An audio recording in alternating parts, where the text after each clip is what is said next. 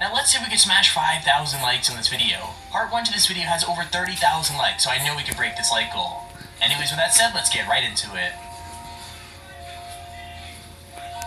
Number 5. One of the risks of exploring abandoned places is that someone else might have gotten there first. Now normally, it's just homeless people seeking shelter, and though they probably want to be left alone, they're just like anyone else and don't pose a threat.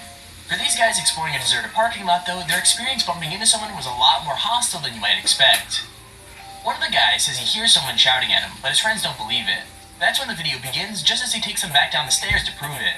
You see like this yellow sleeping bag or a blanket on the floor, so the guys shine their torches around the corner and immediately there's a reaction. You never see if anyone's there, but you don't need to, as whoever it is starts growling and shouting at the group. The man sounds more like an animal than a human, and the three guys run for their lives, dropping the camera as they make it out into the light. Now whether he was on drugs or just trying to scare the guys away from his stuff is unclear, but either way, it's undeniably scary.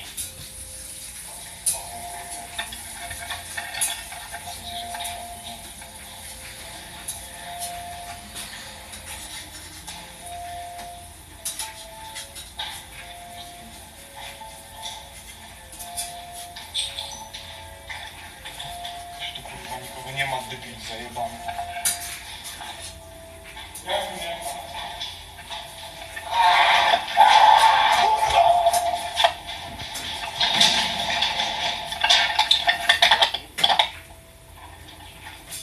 Number 4. Jack Tenney has done everything from insane cliff diving to sneaking into abandoned haunted houses, so he's no stranger to scary situations. But his close call in Hawaii is probably one adventure he doesn't want to repeat. He was exploring a volcano with a group of fellow vloggers when it started to rain, and since they were on flat ground, they were the only target for lightning that was fast approaching. It got potentially deadly very quickly. So not only did he and two of his friends get separated from the main group, but they also had to hide in a tiny cave that acted as a steam vent, so there was a massive risk of getting burned. Thankfully that didn't happen, but they had to make a break for it across the exposed land with thunder all around and basically on top of them. I mean, like seriously, they were almost stranded given how quickly it got dark. To top it off, Jack's biggest fear is lightning, so I can only imagine how he must have felt with it striking literally 2 inches from where he stood. Next time he wants to go traveling, he might want to stick to like Disneyland or something.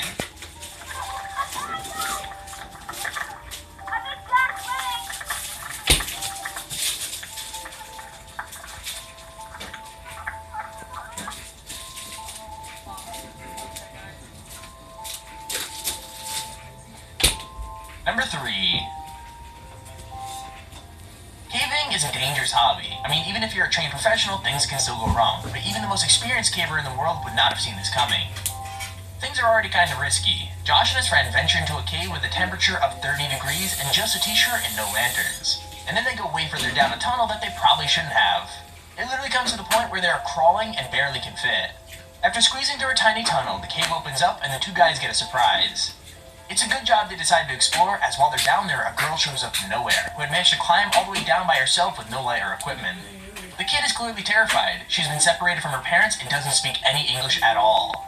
Now eventually she hears her family calling and is reunited with them, but man, that would have been really bad. I think the scariest thing isn't the shock of her appearing out of thin air, but the thought of what could have happened if Josh and his friends hadn't stumbled across her sooner. You see the couple that was back there? The couple and their daughters up here scared? They don't speak. She doesn't speak English. They don't speak English. It's okay. It's all right. This is the way back. What an experience. As we were about to leave, this little girl comes up out of nowhere, scares us, and at first we're like, wait, whose parents are hers? And she was just there alone by herself. Then she... Number 2. This one is honestly terrifying, but at the same time, one of the greatest videos you watch on YouTube. Alan is a pranking and vlogging YouTuber who at the time was looking to do a prank in some sort of garage, and that's why they had a camera set up. They noticed a guy in the garage who looked to have some sort of gun, and when they approached him, the man was suicidal and kept telling Alan to keep on moving, obviously in hopes that he could shoot himself. What Alan did next will most likely shock you. Instead of walking away, calling the police, or the other 100 options that could have been too late for the guy, he simply started talking to him. After a few minutes of talking to the guy, he gets him to put the gun down and prevents him from taking his life. Alan was in serious danger the entire time, as the guy could have easily killed him and then killed himself, but luckily Alan prevailed and it all turned out well in the end. I don't know if any of you watching know anyone struggling with mental issues, but just remember that suicide doesn't end the chances of life getting worse. Suicide prevents life from it getting any better. What about right now? I know I just met you. That might not sound like much to you, but if you kill yourself, you're taking a piece of everybody who knows you. I now know you. You're now part of my story. You get what I'm saying to you? So if you want to Stand on your booty cheeks. Booty. pinch helps. Don't grab me the milk real quick. Pinch helps. You think to yourself what kind of person would put a gun to prove you point to a man who's George, trying to get a milk in there for me, please. This is a person that cares about you. You say you have no friends. I have no problem being your friend. None at all.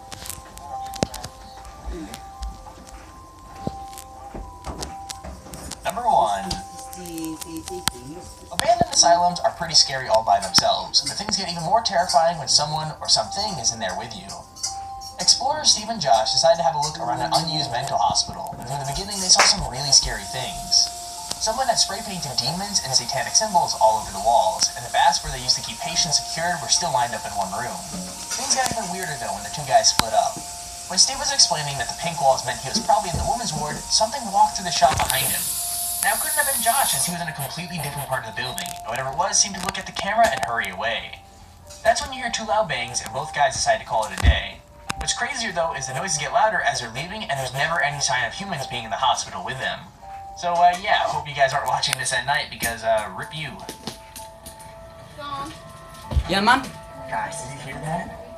That was seriously like 2 loud bangs. I don't know what the fuck that was. Holy shit, I got on camera. Yo, what was that? Dude, no fucking it was like 2 loud fucking bangs. You heard it too? I heard that. I just about to listen, I realize there's a water here. Let's get the fuck out of here.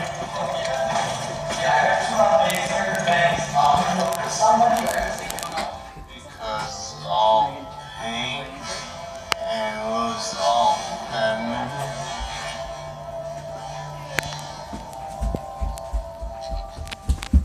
And there's our list of the entire